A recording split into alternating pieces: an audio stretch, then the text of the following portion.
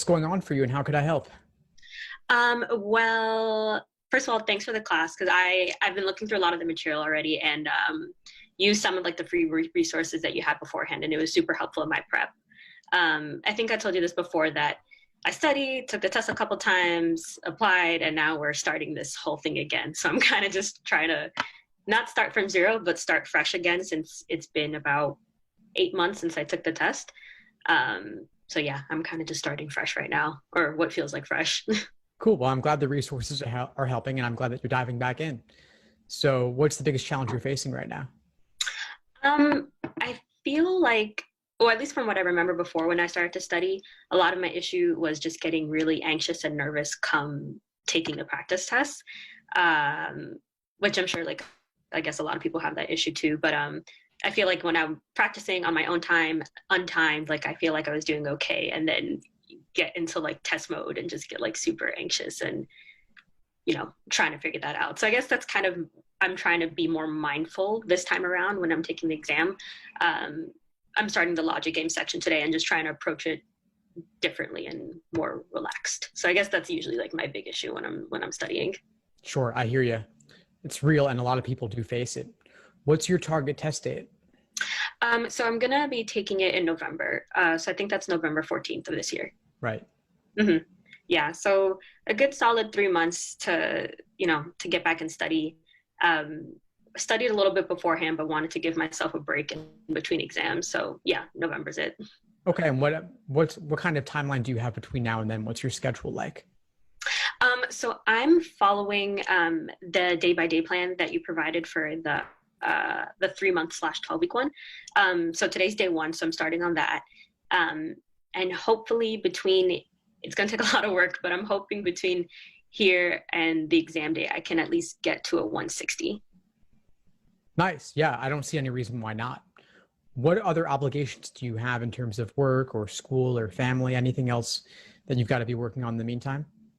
Yeah, so I'm still working full time, still working 9 to 5. But I've been working remotely just like, a lot of people have. So that's been kind of one pro. So I'm still working 9 to 5, but when hours are slow, I try to fit in my studying during the workday and then afterwards. Nice. I mean, so you've got more time to devote to this than a lot of other people do. Yeah, definitely. And quite honestly, the not having to commute back and forth to work saves me at least 2 hours a day. So that's like a good 2 hours of studying that I can commit. Yeah, a lot of benefits of working remote. A lot of benefits there. And so you're just starting off, you said you're just at the very beginning of the schedule now. Yeah. So I broke some day one up into a few days just so I can get the intro videos, go through those. So yeah, today's day one. I've done about half the questions so far. And I remember a lot more about the games than I thought I did. Like, to be honest, I feel like I've had forgotten everything, but things are slowly starting to come back to me. Yeah. So that's great. I mean, you're not starting from scratch. You're getting a refresher, and then you'll be able to take yourself up to the next level from there. Yeah, exactly. That's the goal. I realize I just need a lot of practice. Yeah, well, you'll have the time to put it in. So all good news from what I'm seeing. So when you talk to me about anxiety, nerves around the test, what comes to mind? What do you imagine as like a worst case scenarios or why those might happen? Yeah, I think in terms of the exam, I guess it's just knowing like what the exam means for me in terms of the application process. And, there's only so much you can do in that regard. But yeah, I guess it's just taking an exam and thinking, if I don't score in the 160s, I can't get into like X school or Y school, and that kind of cycle just repeating itself. So the bigger implications of the exam, I guess you could say. Yeah, sure. I mean, the exam's important. I'm not going to lie, but yeah. It's offered nearly every month now. Yeah, exactly. That's why I don't feel as nervous as I did last time around. Still some nerves, but I feel like now that I've sat down for the exam twice, canceled one score, recorded another score. And so I feel like now the nerves aren't there as much. And who knows how November is going to look like in terms of like whether it's a flex or not. I want to assume it's a flex, but I'm not sure. But same. I can't see it being in person, but I feel like having gone through it a couple times has made me like less nervous about it now. Good. I mean, that's really the exposure is the best therapy there. So you've been through it. You've sat for it twice, you said. Once canceled, once kept. You've got November as well. And listen, I mean, even if November didn't go the way you wanted it to, there's still January. And obviously January is a bit later, but then that gives you about 2 months to give it your all if you wanted to on top of what you're already doing. And so if you could get even a few points more, it'd be worth waiting a little bit longer. Not that we want you to do that, but if you have to, it's an option. Yeah, definitely. That's something I was considering too. I forget what the new what LSAT's policy is now on how many times you can take it within one academic year. It's 3 times in one academic year. Okay, it's 3 times at once. I forget, a canceled exam does not count for that? I don't think. It does, but the new rate take policy is not retroactive. Okay, gotcha. Okay, so that would leave room for January if necessary. Yeah, definitely something to consider. Hopefully, I only have to take it one more time because, like, I don't want to take it again. But that's definitely like a good option to have it, especially if I can make some like room for improvement in those 2 months. Yeah, but you've got 3 months now ahead of you. You've got 9 to 5, no commute, working remote, maybe some time during the workday, time up to 8:59 a.m. and 5:01 p.m. You've got time on those ends as well. So there's a lot you can do, and you just joined the course and you're just at day 1. So there's plenty of room here. I just see a lot of space for you. Yeah, that's kind of how I'm trying to approach it. I know my biggest, I think, struggle with it is definitely the games, but I know it's the easiest to learn. From what my past exams were, games were my hardest, just the time crunch kind of freaked me out. Reading was my easiest one. And then, yeah, probably I'd say reading, logical reasoning, and then games were like my order of difficulty. Yeah. That's good news. I mean, games are the most improvable. Yeah, exactly. So I'm trying to approach it with that kind of mindset of just not, getting too anxious about it. But I know a lot of people must feel the same way. So it's just not just me in the boat. No, definitely not just you. And I've thought a lot about the anxiety, the stress, the nerves, the test day anxiety, all of that. And so I've put some resources in the course about that. And I've actually partnered with a yoga instructor. And next week, we've got a new student orientation, which you should definitely attend. And I'm also having the yoga instructor do a light yoga and meditation session that night too. No, that's awesome. I've been, from your recommendation from the blog, trying to incorporate more mindfulness meditation into my life and into my daily routine to try to get me, in the mindset to take the exam. Nice, cool. So integrate that. Just even 5 minutes a day makes a big difference there. And then I'm sure the yoga instructor will have some ideas too. Yeah, no, that's super cool. That's a nice holistic approach. Yeah, sure. I'm all about that. Yeah, I guess one question that I did have is when I'm just looking at the logic games right now. I've just made copies of it so I can like keep working and not like write on my book.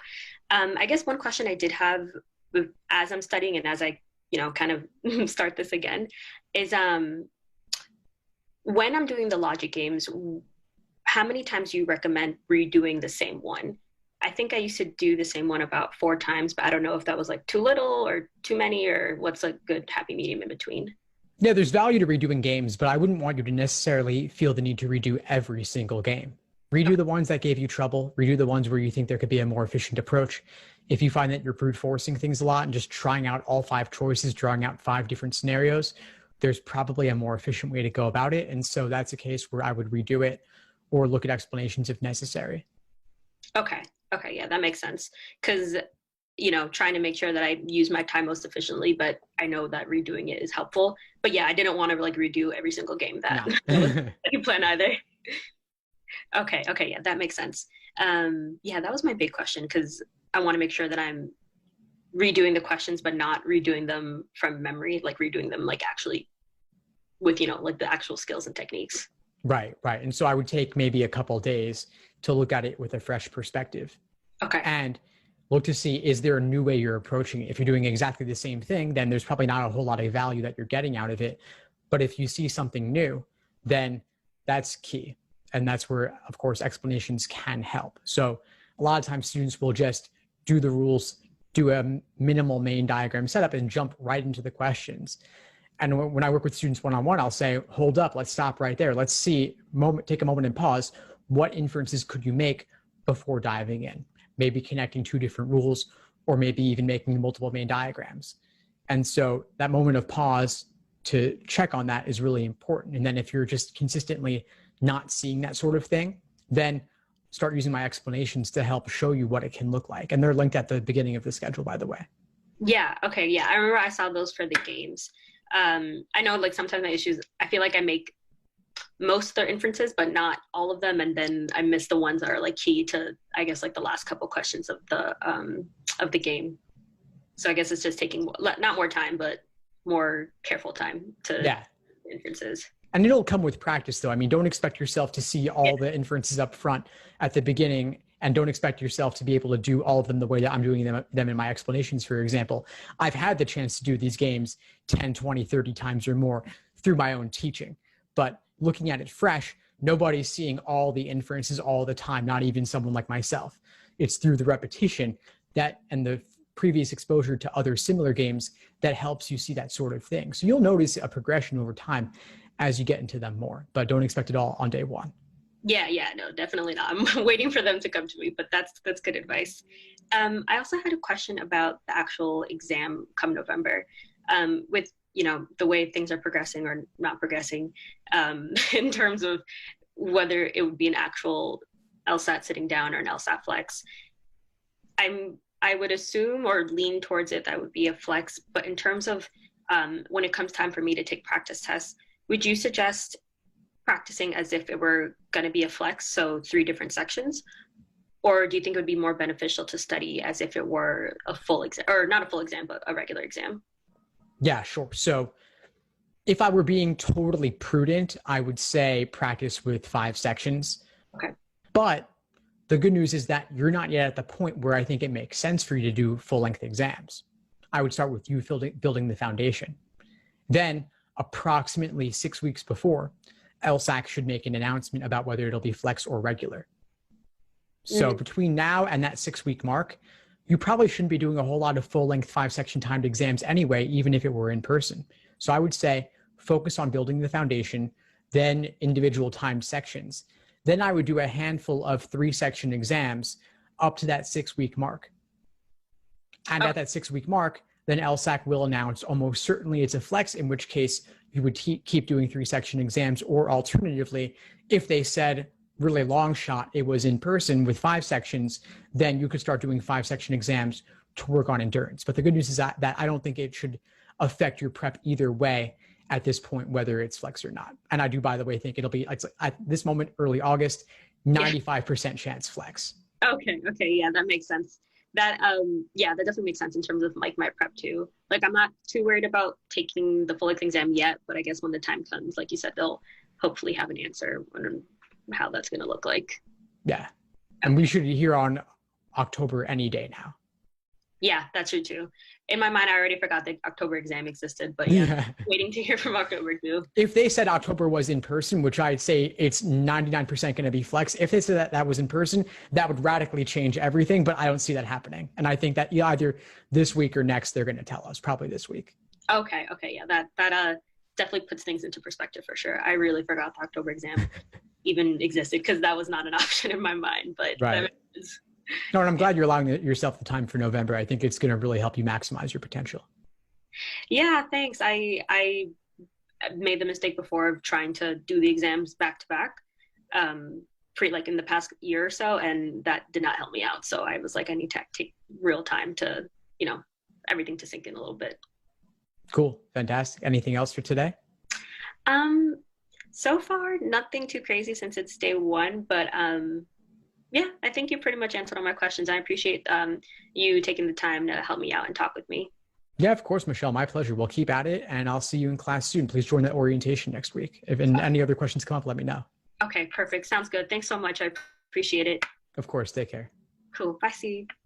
Thanks for tuning into the show. Please subscribe if you haven't done so already to be notified of new episodes as I release them. And feel free to reach out if you need anything at all as you move forward with your prep. I'm happy to help however I can. In the meantime, I'll wish you all the best and take care.